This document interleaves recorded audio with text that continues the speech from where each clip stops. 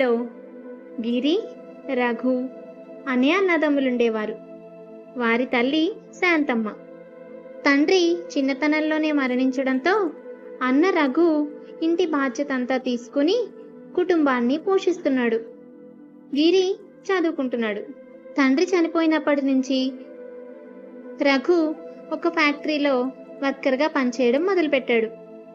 అలా కష్టపడి తమ్ముణ్ణి చదివిస్తున్నాడు. తమ్ముడు గిరి మాత్రం అన్నతో సఖ్యంగా ఉండేవాడు కాదు. అన్న చదువుకోలేదని, ఫ్యాక్టరీలో వర్కర్గా పనిచేస్తున్నాడని ఎంతో చిన్నతనంగా భావించేవాడు. అన్నయ్యతో మాట్లాడడానికి కూడా ఇష్టపడేవాడు కాదు. ఇలా ఉండగా ఒకరోజు రఘు గిరితో మాట్లాడుతూ ఉంటాడు. గిరి మాత్రం సమాధానం సరిగ్గా చెప్పడు. విసుక్కుంటూ, చిరాకు పడుతూ తన పని తాను చేసుకుంటూ అసహనంగా ప్రవర్తిస్తూ ఉంటాడు. ఇదంతా తల్లి గమనిస్తుంది. చాలా బాధపడిన శాంతమ్మ రఘుతో ఇలా అంటుంది: తమ్ముడి ప్రవర్తన అస్సలు బాగోలేదు. ఎందుకు ఇలా ప్రవర్తిస్తున్నాడో నేను ఇంటికి వచ్చిన తర్వాత కనుక్కుంటాను, గట్టిగా బుద్ధి చెప్తాను అంటుంది. రఘు, నువ్వు గిరిని ఏమీ అనొద్దమ్మా. తను బాగా చదువుకోవడమే నాకు కావాలి. సంతోషంగా ఉండాలి. ఇంతకు మించి నేనేమీ ఆశించడం లేదు. తను ఎలా ఉన్నా నాకు తమ్ముడే.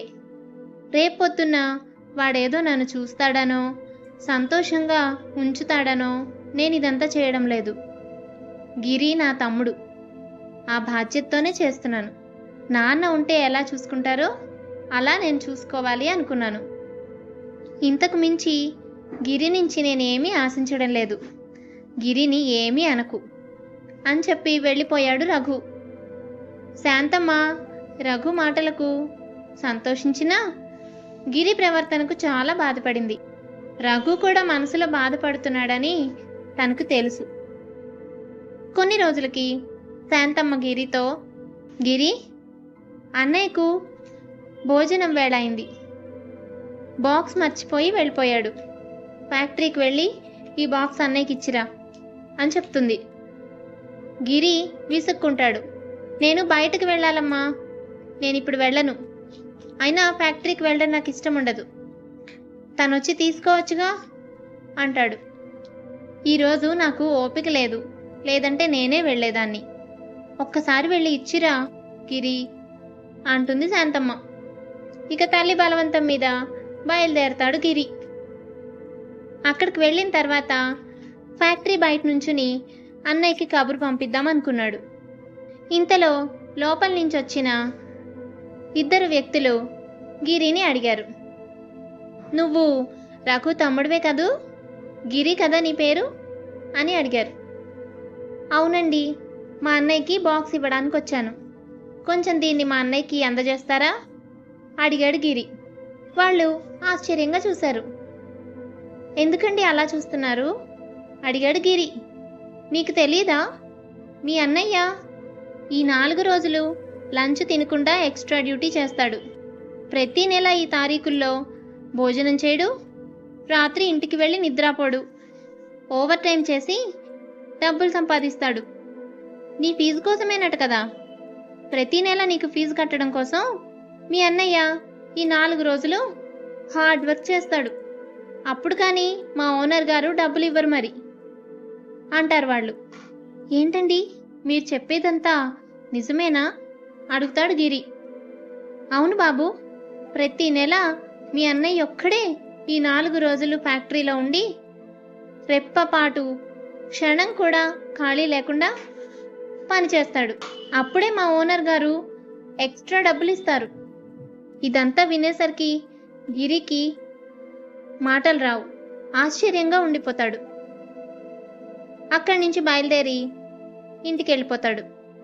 ఇంటికి వెళ్ళిన గిరి మాట్లాడకుండా కూర్చుండిపోతాడు. ఇంతలో తల్లి శాంతమ్మ అక్కడికి వస్తుంది. ఏమైందిరా అని అడుగుతుంది. అమ్మా, అన్నయ్య వాళ్ళ ఫ్యాక్టరీలో ఈ 4 రోజులు అన్నయ్య ఏమీ తినడని, రాత్రి కూడా ఇంటికొచ్చి పడుకోడని చెప్తున్నారేంటి అని అడిగాడు. అవును గిరి, ఇదంతా నిజం. అన్నయ్య నెలలో 4 రోజులు ఆహారం కానీ నిద్ర కానీ లేకుండా కష్టపడి పనిచేసి నీకు ఫీజు కడుతున్నాడు. ఇదంతా నాకు తెలుసు. నీకు తెలియడం కోసమే నిన్ను బాక్స్ ఇచ్చి పంపించాను. తను అలా కష్టపడితేనే నీ కాలేజీకి ఫీజు కట్టడానికి డబ్బులు వస్తున్నాయి. నువ్వేమో అన్నయ్య ఫ్యాక్టరీలో పనిచేస్తాడని, చదువుకోలేదని నిర్లక్ష్యంగా చూస్తున్నావు. ఏమాత్రం గౌరవించడం లేదు. నీకు తన విలువ తెలియాలనే అలా పంపించాను అంది శాంతమ్మ. గిరి ఏమీ మాట్లాడలేదు. శాంతమ్మ, గిరి, నువ్వు అన్నయ్య చదువుకోలేదనుకుంటున్నావు. నాన్నగారు చనిపోయినప్పుడు అన్నయ్య 7th క్లాస్ చదువుతున్నాడు.